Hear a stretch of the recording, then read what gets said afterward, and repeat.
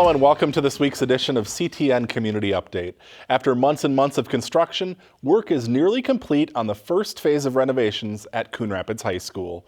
On Thursday morning, the new front entrance opened to students. The new entrance has been under construction for more than a year and will house the main office and student support services. Principal Annette Ziegler says the kids are excited about the modern look and feel of the space. We're the oldest high school in the district at 1965, and we've had some wonderful additions throughout the entire years of the life of the building so far. But this is probably one of the more exciting ones because it enhances the security to our building, providing us with our academic and our activities entrances that we'll be doing as we continue the phases and continue the projects. But also it provides the students with flexible learning spaces, which is very key to the learning environment for today's student. A new activities entrance for the field house will be part of Phase 2, which gets underway next spring. Phase 2 also includes a new choir room and fitness center. The old main office area will be turned into additional classrooms. Thanks to a generous partnership between the Coon Rapids Rotary Club and the high school, students are paying closer attention to how they respect themselves and their classmates. CTN's Jennifer Anderson was there as students participated in a day of connection and community building. It's not where you'd expect to see students in the middle of a school day. These Coon Rapids high schoolers may not be in the classroom. Man, you got like a really good attitude, dude. But they are certainly learning. And Louis just looks at me and he goes, "What are you doing?"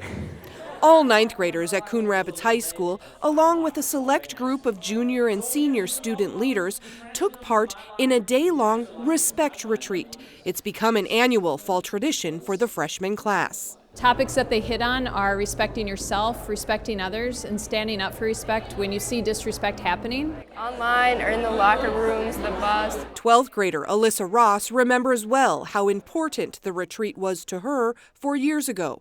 Now she's back as a small group leader. Talking with everyone, Coon Rapids is such a diverse school with thoughts, races, like gender, everything. And just when you're put into those situations, you learn so much more about other people's cultures and you learn more about the world. The Coon Rapids Rotary has covered the bill for this retreat for 4 years, committing about $13,000 annually to the cause. Bullying is such an important issue these days. So many kids suffer from it.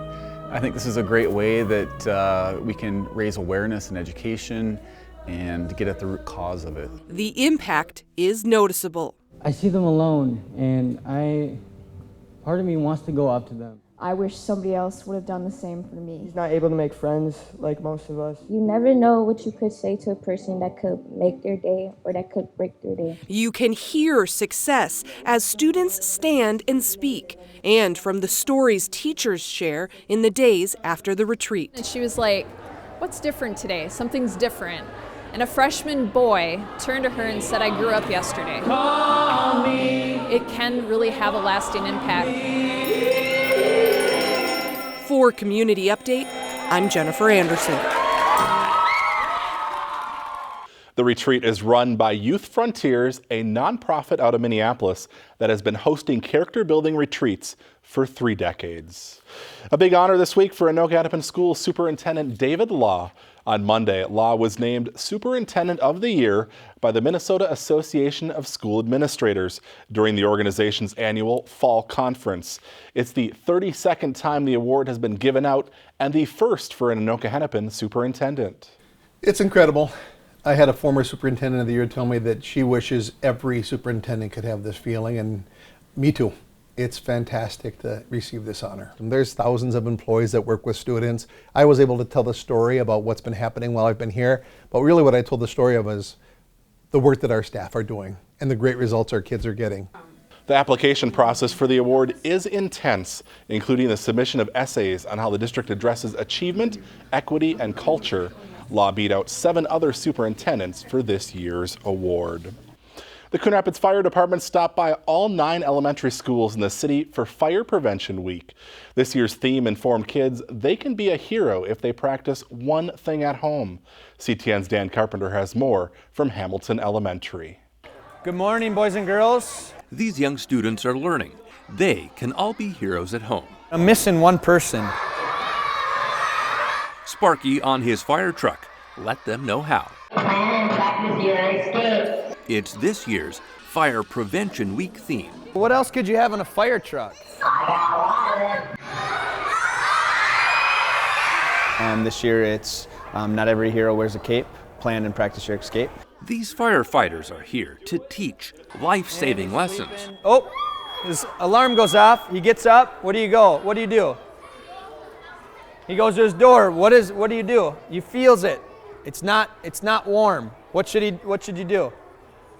Open it slowly, right? So we really focus our overall program around practicing how to get out of your home, 2 ways out of every room, and really trying to reinforce that. Well, I do have an escape plan, Freddie. It's no, not the rocket ships. A puppet show for kindergarten and first graders described how to practice an escape plan with their families.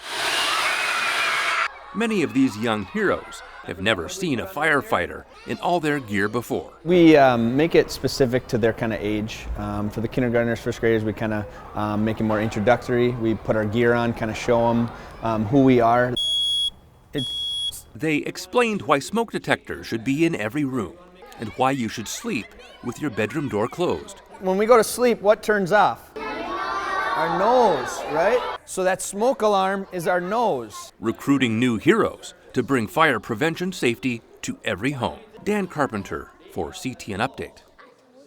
If you have questions about creating a fire escape plan or installing smoke detectors in your home, give the fire inspector a call at 763-767-6471.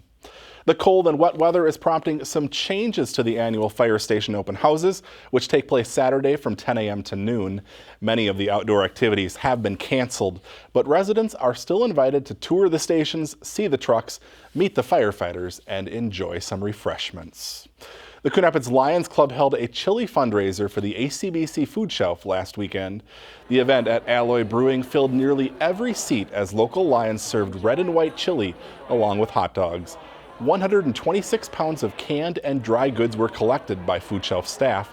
$400 in cash donations and food purchases directly benefit the food shelf, which provides emergency food and clothing for Anoka County residents. Unfortunately, we have a number of families that are struggling and trying to raise the money to buy food. They just come up a little bit short all the time. And what we're trying to do is help that. Nobody should go hungry. The Coon Rapids Lions Club will hold its annual pancake breakfast fundraiser on Sunday, October 27th at the Coon Rapids VFW. The event runs from 8 a.m. to noon. A fun new event for families is coming up next weekend. The inaugural Rockies Pumpkin Patch will take place Saturday, October 19th from 10 a.m. to 1 p.m. at Sand Creek Park. The event, which is free, will include bounce houses, interactive booths, and concessions for purchase. Each child will also go home with a free pumpkin. The event is being sponsored by the Coon Rapids Community Strength Foundation. And that is going to bring us to the end of today's show. Stay warm this weekend, and we'll see you back here again next weekend.